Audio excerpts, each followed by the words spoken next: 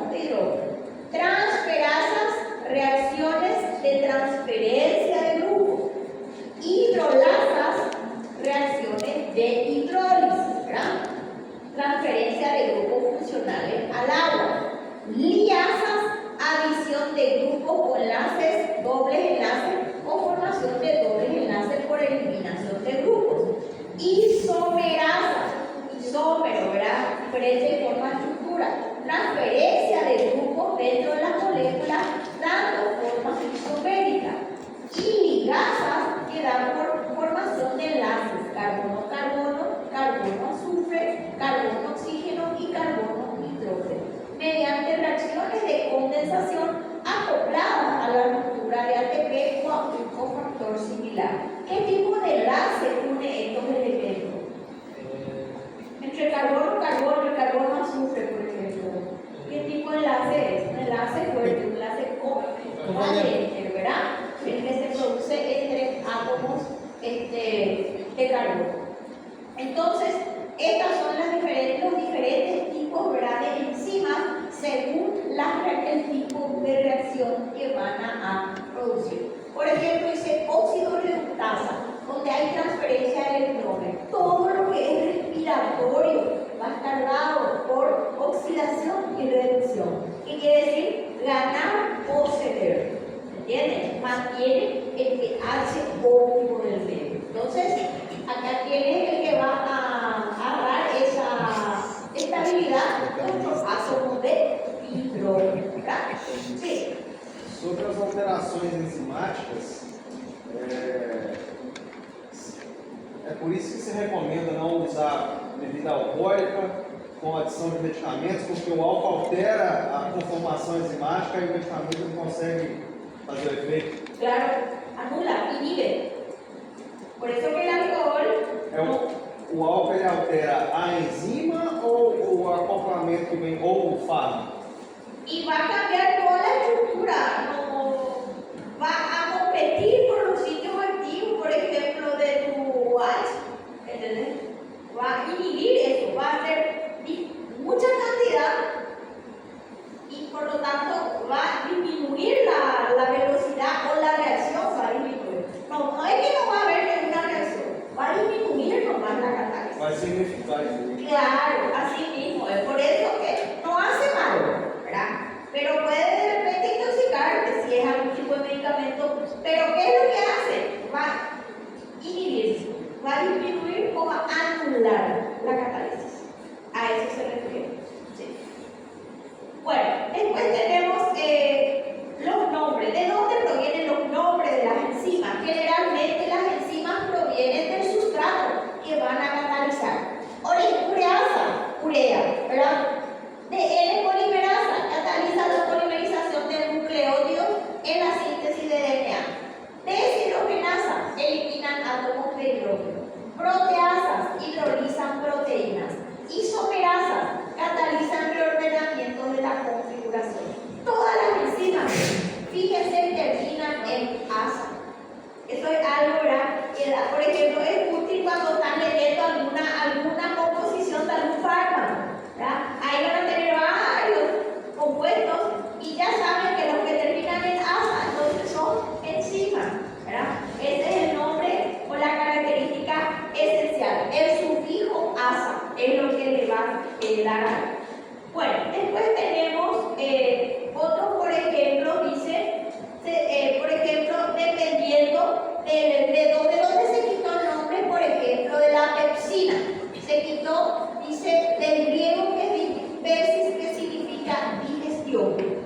La pepsina es una enzima que se encuentra en el jugo gástrico y que se activa en el momento para degradar las grandes cadenas de proteínas. ¿Por qué? Porque las proteínas necesitan de un medio ácido para ser degradadas, ¿verdad? Entonces, en el jugo gástrico, pues con nuestro es ácido, ¿qué es lo que pasa? Largas cadenas de polímeros van a quedar 2 a 3 polímeros que van a terminar de degradarse a nivel intestinal. Pero la degradación mayor ya ocurre en presencia de la pepsina que activa el pepsinógeno que se da en el momento de la digestión.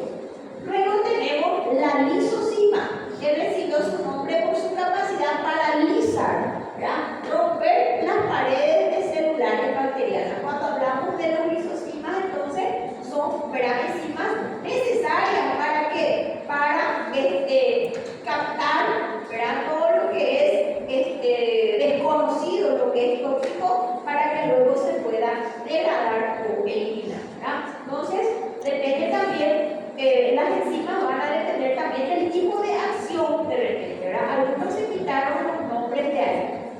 En otro caso, dice, procede de la fuente de origen o del modo en el que se obtuvieron. Por ejemplo, la tripsina también recibió su nombre del se obtuvo frotando tejido pancreático con glicerina. A veces una misma enzima tiene dos o más nombres o dos enzimas diferentes tienen el mismo nombre. Acá vemos, ¿verdad?, nuestro conducto biliar modelo. La tripsina ya es una enzima que termina la degradación a nivel ya del tubo intestinal, ¿verdad?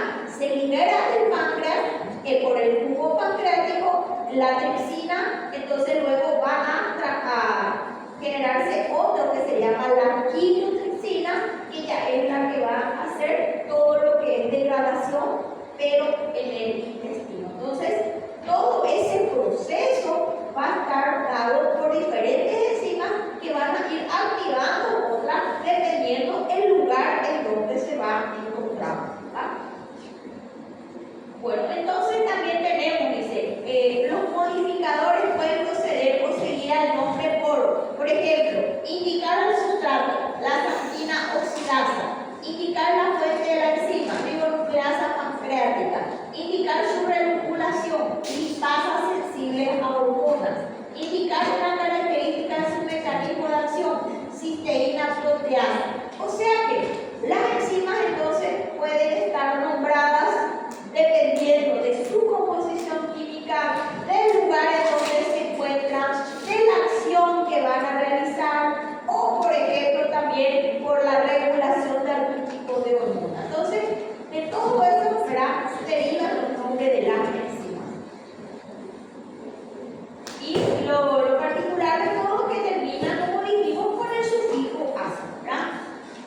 Bueno, después dice, ¿cuál es el funcionamiento de las enzimas? La catálisis enzimática, las reacciones esenciales para los organismos vivos. Fíjense que acá tenemos, ¿verdad?, nuestro ciclo de Krebs.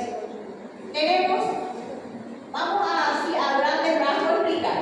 En condiciones biológicas, las reacciones no catalizadas tienden a ser más lentas cuando no hay una enzima que cataliza. Muchos procesos químicos comunes son desfavorables o poco probables en el ambiente celular. Y cuando dice acá, muchos procesos químicos también son desfavorables, poco probables en el ambiente celular, tales como la formación transitoria y de intermediarios cargados inestablemente o a la colisión de dos o más moléculas con la orientación precisa requerida para la reacción. En pocas palabras, las reacciones necesarias para digerir los alimentos, enviar señales nerviosas o contraer el músculo no se dan a una velocidad útil sin la catálisis. O sea, que todas las principales funciones del organismo están dadas por enzimas. Una enzima soluciona estos problemas al proporcionar un ambiente específico dentro del cual una reacción determinada puede transcurrir a mayor velocidad. Acá tenemos el ciclo de Krebs. ¿Qué es el ciclo de Krebs? A ver qué tanto se habla. El ciclo de Krebs no es otra cosa más que la degradación final de una biomolécula. ¿Y cuál sería la degradación final de una biomolécula? ATP, CO2 y agua. Ahí es donde termina, por ejemplo, un polisacárido, ¿verdad? Un carbohidrato poli es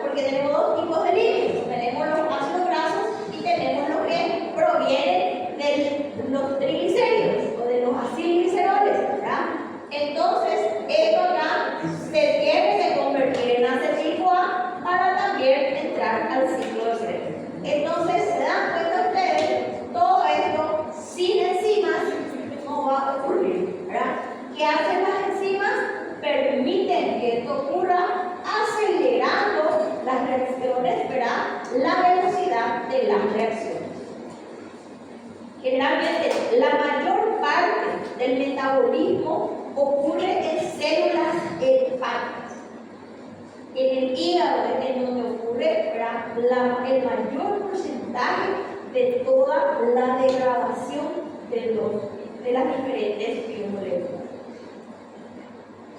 Bueno, ahora, ¿dónde ocurre la catálisis? La catálisis no ocurre en cualquier parte. Y dijimos ya que teníamos que la catálisis ocurría en un lugar que se llama sitio activo. ¿Se acuerdan? Sitio activo, ¿verdad? O sitio catalítico también se lo llama. Entonces vamos a tener que es un lugar en donde vamos a tener ¿qué cosa? Pequeños residuos de aminoácidos o cadenas laterales y van a hacer que se unan al sustrato. Al decir pequeños nos referimos a 2 a 3 tipos de aminoácidos. Entonces son aminoácidos, ¿verdad? Son pequeñas proteínas que van a estar esperando reconocer el sustrato para que puedan entrar en una catálisis. Entonces, a menudo el sitio activo recubre al sustrato y lo secuestra completamente en la disolución. ¿Qué pasa si mi sitio activo es deficiente o es ausente? No va a haber catálisis enzimática. ¿Bien? ¿Por qué? Porque no vamos a encontrar receptores, no se va a reconocer el sustrato, por lo tanto no va a haber actividad enzimática. Entonces tenemos que el sitio activo es mucho más que simplemente un sitio de reconocimiento para la unión de sustratos. Dentro del sitio activo los sustratos son acercados estrechamente unos a otros en la alineación óptima con los cofactores. ¿Se acuerdan? Que teníamos enzimas que necesitaban de cofactores, grupos prostéticos y cadenas laterales de aminoácidos que se encargan de catalizar su transformación química en productos. El sustrato que entra al sitio activo de una enzima. Entonces, el sitio activo es el lugar en donde se une el sustrato a la enzima.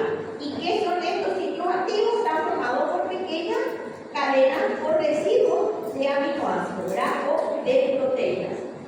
Bueno, después tenemos la formación del complejo enzima-sustrato, que está en una reacción acá que es más fácil, ¿verdad? Las enzimas alteran la velocidad de una reacción, pero no el equilibrio. ¿Qué quiere decir? Que tenemos una reacción, la enzima va al sustrato, se forma el complejo transitorio enzima-sustrato, que luego va a formar enzima-producto, pero al final se va a liberar la enzima inalterada y ya vamos a tener el producto. Entonces, lo único que hace acá, y es lo que hace la enzima, acelera este proceso, acelera la velocidad, no el resultado. ¿Me entienden? Va a salir lo que en este caso entró enzima sustrato y me va a salir enzima producto. Lo único que acá voy a obtener es la velocidad. Entonces, siempre voy a tener mi enzima, voy a tener inalterada. La misma cosa, solo que forman más acá un ejemplo, ¿verdad? Es la misma cosa. El sustrato se une a la enzima en el sitio activo, se forma el complejo enzima-sustrato, la enzima luego forma el complejo enzima-producto y los productos dejan el sitio activo de la enzima y tenemos acá tenemos dos tipos, por ejemplo, de productos. Entonces, lo que pasó acá es que la catálisis lo que hizo fue acelerar esa degradación, en este caso, o formación de dos tipos de productos. Entró uno y salieron dos tipos, ¿verdad? ¿Qué es lo que hizo? Lo dividió dependiendo del tipo o grupo funcional, ¿verdad? Separó de repente por grupos funcionales y me salen dos productos.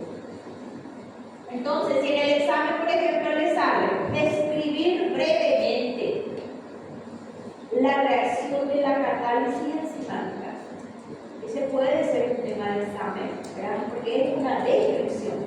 Entonces, o ponen esto o explican con sus palabras esto acá. A ver, sería nuestro número 30, que es muy importante, porque ahí también ustedes van a hacer qué cosa, van a entender también también lo que es la forma de cómo actúan los medicamentos, la farmacología, que creo que lo van a tener después. La farmacología es bastante complicado y hay términos que hay que saber. Esse aí é o exemplo da prednisona, então? Sí. Toma prednisona, sofre ação enzimática, tira prednisolona para poder fazer efeito. Todos los medicamentos tienen ¿cómo te voy a decir? Tienen procesos para que puedan ir actuando sobre sitios activos específicos. Y va cambiando, pero para que cambie eso tiene que haber el medio propicio. Por eso hay medicamentos que uno puede dar conjunto, que uno le inhibe al otro o le inactiva al otro, ¿verdad? Tenemos medicamentos también que, por ejemplo, pasado 24, 48 horas ya son hepatotóxicos, ¿verdad? O sea, el beneficio, tenemos un riesgo más grande que lo que es beneficio. Hay farmacología, es eso. Por eso es bueno saber conceptos básicos para poder entender las funciones medicamentosas o de los principios activos. ¿Por qué? Porque los principios activos, ¿qué son? Son composiciones químicas. Y el organismo ya tiene luego una química establecida, ¿verdad? Entonces, actuar sobre determinados grupos de compuestos químicos, de proteínas, como un virus, una bacteria, ¿qué es lo que hace? Tiene proteínas propias, que es lo que va a cambiar todo lo que es nuestra composición normal, ¿verdad? Y genera la patología. Entonces, de esa manera es como ocurre el equilibrio, ¿verdad? Más tardado por un montón de factores que ya se dieron cuenta. En este caso son las enzimas, ¿verdad? Pero necesita de todo un control hormonal, necesita de un control de temperatura, ¿verdad? Medio propicio, de pH, después vamos a ver los factores que alteran, que va a ser la cantidad de enzimas, la cantidad de sustrato. O sea, muchas son las cosas que van a ir alterando esta catálisis enzimática más adelante. A medida que vamos avanzando, vamos a darnos cuenta, ¿verdad?, de que no es tan fácil que todo lo que hacemos durante el día, consumiendo tantas cosas, ¿verdad?, tantos suplementos que hoy día se están dando sin ningún tipo de control. Demasiados suplementos. ¿Ustedes sabían que la vitamina D puede ocasionar cálculos, piedras en el riñón, en la vesícula? ¿Por qué? Porque hay exceso de calcio sin necesidad, ¿verdad? Las vitaminas nosotros las consumimos en una alimentación. Ahora, que tengamos deficiencia en todas, eso no puede ser. Y ahora se venden complejos vitamínicos de 1, B2, B3, no hace falta. ¿Y qué es lo que estamos haciendo? Estamos sobrecargando.